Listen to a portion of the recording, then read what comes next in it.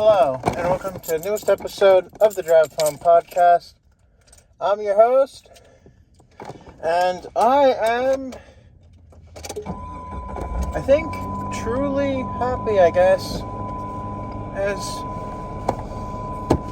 That's not besides the point, but this is Let's Drive This Podcast Home. So, I worked for a short amount of time today, but that's whatever. I haven't made an episode in a couple days, but that's fine because now I'm excited. This is not zombies again. This is something much more important to me personally. So, finally, after all this time, all this wait, what was it again, like, it was around, like 300, and that's,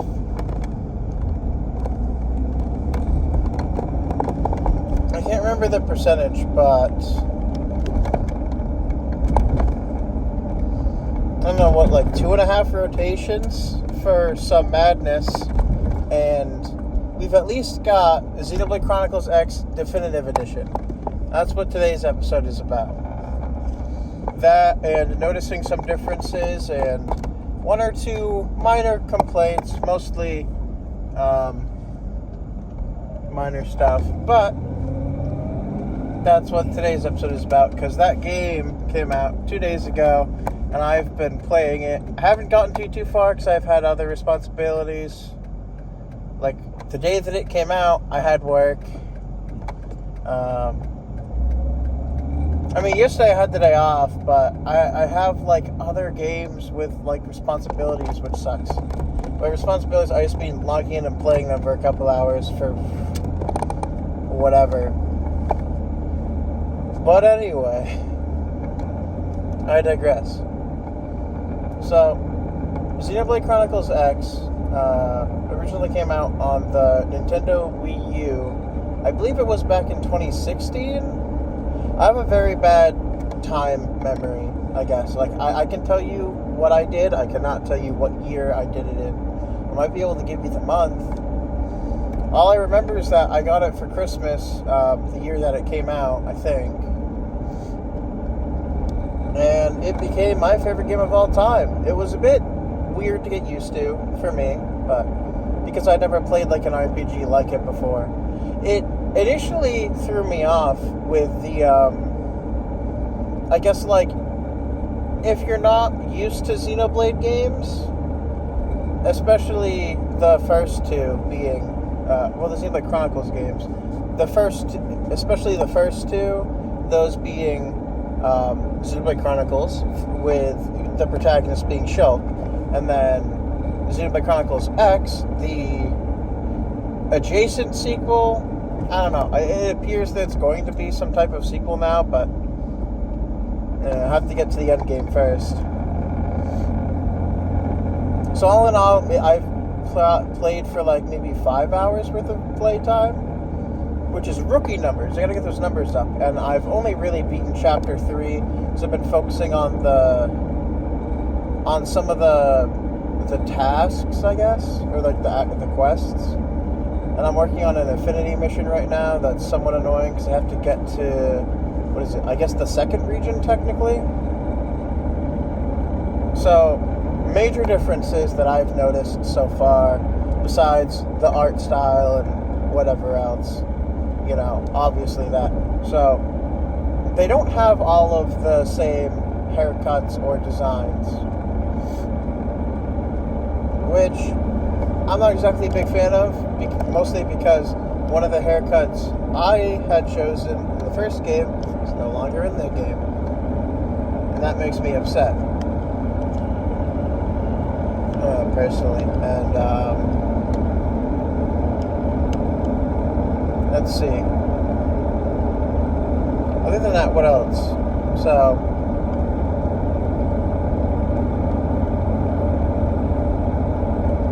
personally, I'm not a huge fan of the redesigns so far. I don't know, it's a bit jarring, I guess, because I know what they look like in my head, and then when I look at them, they look different. I don't know. Also, targeting appendages. So, I think that has become easier to choose which one you want to do, but the downside is that it doesn't look as cool. It's just a little reticle now, and you see the HP bar.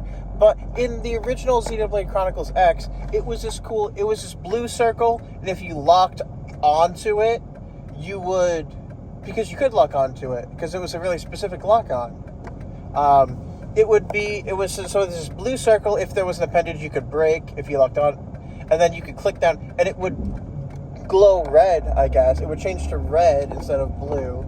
And there was this like circle, this techie looking circle that you could slowly whittle down the HP bar in a circle of, and that it worked so well with the game. Another thing, so there are a bunch of things that you can interact with in the world, and the interactions with them so either installing probes or interacting with debris and or whatever you might want to call them, or just generally the yellow squares and such. Most of it's text, some of it's like not, but to interact with that stuff in the original Xenoblade Chronicles X, you had to spam the A button, and in Xenoblade Chronicles X Definitive Edition, you just hold the A button. I am kind of sad about that. I'm actually really sad about that, because I've checked, and at least while you're playing the game, there's no option in the menu to change that, unless if I've misread one of them, or misunderstood what I was reading.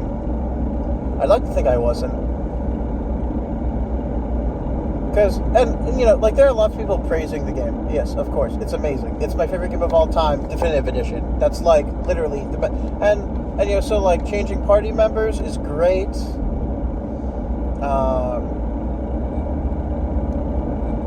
Something, I guess, so, people have had this issue, but, some story quests, or not story, affinity missions. So, affinity missions take place throughout the game. They're more or less optional, but you're supposed to do them, and some of them aren't optional. But if you don't be careful, you can get yourself into something you really don't want to. Like, there are a couple that you can get to once you beat Chapter 3. There are a handful, actually. And while the level that you really only need to be for those goes up to like 20, I think, being like the actual, like 2021 is like the recommended level for like the highest difficulty one. They take you all around the world, and you don't want to do that just after Chapter 3. Most of them will be around for the entire game. You can take your time with those. But if you start up affinity missions, which, just as an example, story missions are red, and affinity missions are orange, just as a reference.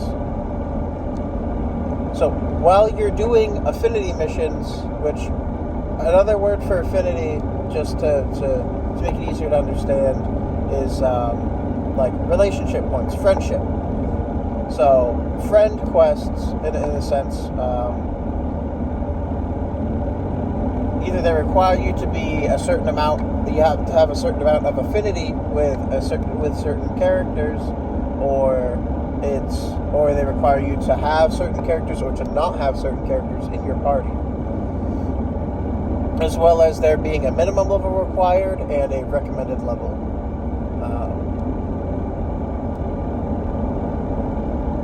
But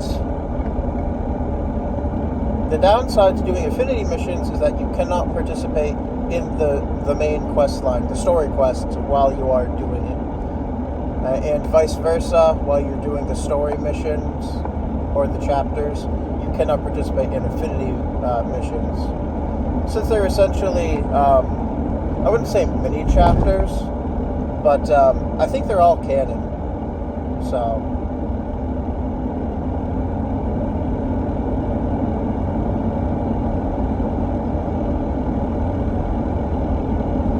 it's more or less up to like whatever your prerogative is, but for most of them, I would say if the story doesn't require you to do them, because for some requirements, for some missions, affinity missions, etc., whatever, there are prerequisites.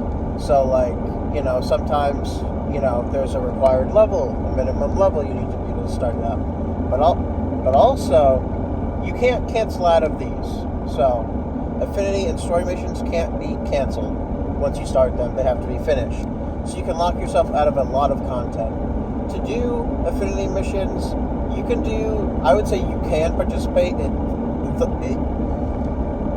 you can participate in the missions that you can access within the barracks or your little home area. But other than that, I would probably refrain from them for a while, at least until you get your scout license.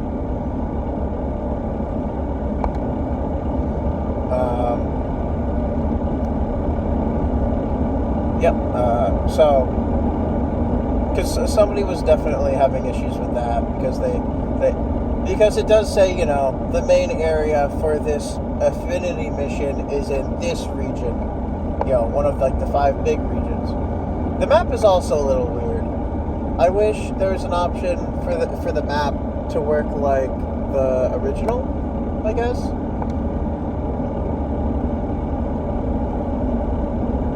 If that makes sense. And I guess I don't know. A lot of the menu options, I kind of wish you could defer back to the original. I know some people didn't care for it or didn't like it, but I personally loved it. Especially because, you could go from the arts menu to the skills, or the art palette menu to the skills menu without changing anything, without backing out and going back in. And you could go from the gear menu to the visual gear menu, I guess. This is not something you can do in Xenoblade Chronicles X Definitive Edition.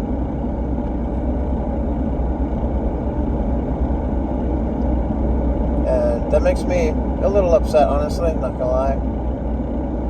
It seems that with, like, every 2 steps forward, there is 1 step back, and those 1 step backs are really killing me here. I wish they explained the map easier, I guess. So the map itself is fine, I guess. But if I'm being honest, I completely 100% prefer the other one, where everything works as everything. You don't have to filter or sort them, and the only thing you can really do is remove all the icons, so you can just look at the map itself.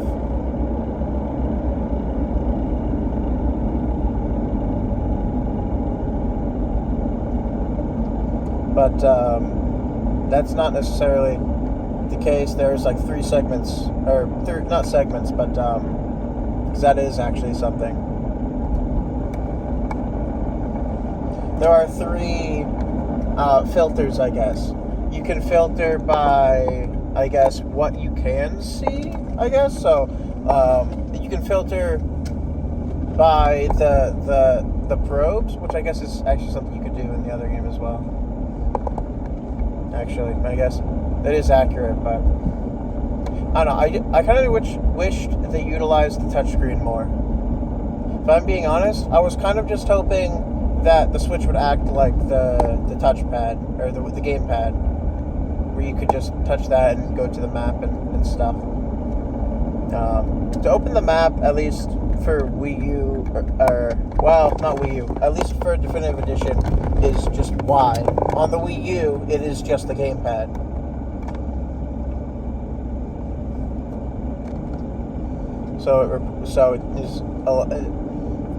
But I unless if you go into the game controls, I don't think they actually tell you that. You can also access the map from the pause menu, but opening the pause menu every time you want to use the map is kind of annoying. I wish they bound the map to minus, if I'm being honest. The minus button does nothing so far. And I don't know if it does anything. And I've looked at the controls, and to board your Skell, you use the left trigger, which is confusing. How do you get out? Because I guess left trigger while on the ground? I don't know. It just seems weird, I guess. Because eventually you get to fly with your Skells, which Skells are the mechs in the game. I forgot to mention that earlier, but those of you who know about the game should know that, I guess. I don't know. But anyway, the long and the short of it is they do a lot of good things. So there's a lot of tracking updates that they made, I guess. And that's great. I love that. Being able to see where the items are and where the monsters are. So you don't have to, like, you know, that's great. I love that. But, I don't know. I think if they could just bring the quality of life updates and then put it in the original game, that's what I would like. At least so far. Because, there's no way to edit the control scheme. You can't set it back to the original with, like, a few minor modifications. Because I believe minus and the left trigger... So, the left trigger in the original, other than... Well... The left trigger, other than being, what do you call it? Just using it to go down while in flight mode, did nothing in the original. And now you use it to mount, and I'm assuming dismount, because you used to have to board your Skells with the Y button, but that won't work anymore because it's the map button. And since there's no way to change the control scheme at all, I'm assuming the dismount has to be the same, though I don't have a Skell yet, so there's no Skell menu controls available for me to look at in the control guide. They added a lot of filter and sort options throughout a lot of the different things, like the monster index or whatever. And that's great. I do like that. And there are plenty of other quality of life updates that I probably just forgot about. Something I have noticed is that you tend to maybe not level faster, but your class seems to go up faster, in my opinion. I remember, I don't know if it was back when it got announced or just back when I was super into playing it. I think it was when the Wii U servers were going down. I played Xenoblade Chronicles X a decent amount at that point, but